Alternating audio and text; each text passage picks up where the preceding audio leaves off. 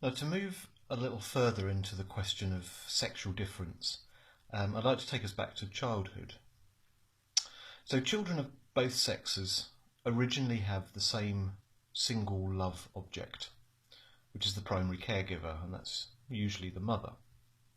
Now, classically, psychoanalysis describes how the child moves, or sometimes doesn't move, from a two-person relationship to a position where a relationship with something bigger and wider and more social becomes possible. So, how might this movement differ for each sex? And how might that difference affect the original privileged relationship with the mother? Well, at first Freud says sexuality is located in particular areas of the body where the child has contact with the primary caregiver. And that might be the mouth or the tummy or some other part of the baby's body which the mother touches and caresses. But Freud later sets up a focus of sexuality around the genitals, and particularly around the penis or the phallus. And this concentration of focus, this sort of narrowing from multiple erogenous zones to one single charged part of the body, this opens up a number of questions, and questions for the child, of course, may not articulate them quite as I'm about to do, but they're questions that are nevertheless there in the child's experience. So questions like, do I have the phallus? If I do, perhaps I'm anxious about losing it. Or do I not have it? And if that's the case, I probably want it, or I want it back.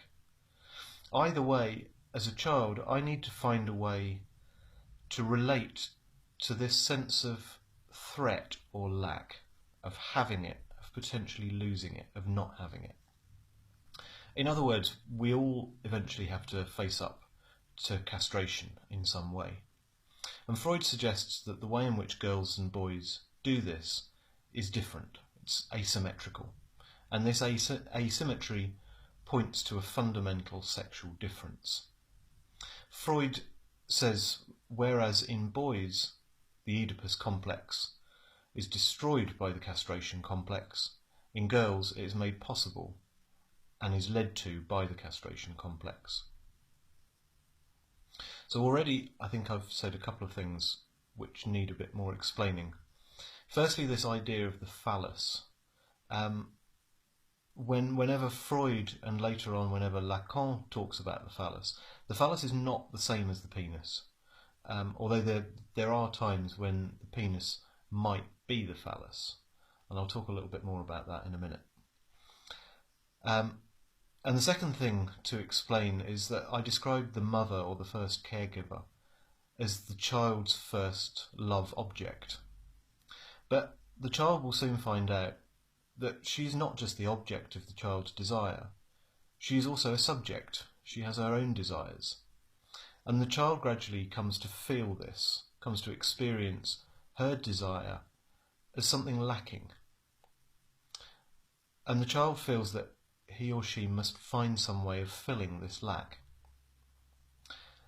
And coming back to the phallus for Lacan certainly is the signifier of this lack. So whereas most signifiers have some kind of material object or some kind of idea that they signify, so for example the word dog signifies some kind of four-legged woofing creature that we can all roughly agree on. The phallus, on the other hand, is literally the signifier of nothing. It's the signifier of lack and of loss. And that means that nobody can ever have it. Nobody can ever have the phallus, because there's literally nothing to have. So the child tries to find out what it is that the mother wants, so that he or she can be whatever it is, so that she or he can be the phallus for the mother.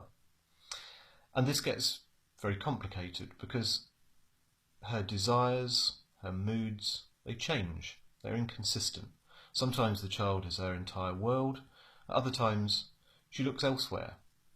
Sometimes she gives, sometimes she withholds or withdraws from the child. So at first the child, in a sense, is the phallus, certainly as far as he or she is concerned, but before very long this fantasy just can't stand up to scrutiny anymore. The child becomes aware of this there's something else there that seems to occupy the mother, something else that is not the child. And the child becomes aware that there is some desire that is beyond the mother-child relationship. There's something else. And in the next moment, or the next stage, in the child's eyes, this desire becomes filled with something specific, something real, something which has a name. It needn't be the father, it might be an interest, a job, a lover, an illness, anything, in short, which comes between the mother and the child from outside. But most often it will be the father. The father will be seen by the child to have the phallus. This is the father who is obviously so much bigger, more powerful, more phallic than the child. So much more that there is really no point the child trying to compete with him. And I've said elsewhere how this third element may well be as much of a relief as a threat to the child, because it regulates the relationship between the child and his caregiver. It sets out some rules, some laws, so that the child is not just at the mercy of somebody else's whims and desires. And we can call this third element dilution, or we can call it castration. But either way, the child has to find some way of dealing with it. And Freud suggests that boys tend to identify with the father because it seems to them like the father may be the one person who has escaped castration. And so if I identify with him, I can play with this illusion that perhaps it is possible to be the phallus because dad is, so I can be everything for my mother. And men don't really possess anything more phallic than women by definition, because we know already that the phallus is the signifier of nothing. So men don't really possess anything more phallic than women. But perhaps this male route, the boy's route through the castration complex that Freud describes, goes some way to explaining why the illusion that men do have something more phallic than women is so widely shared.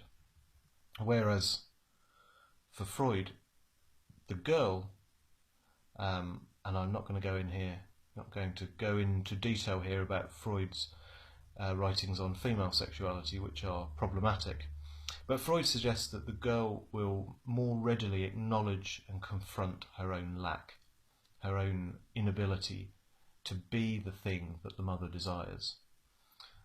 And so she's more likely to identify with her mother and in time to pursue another object.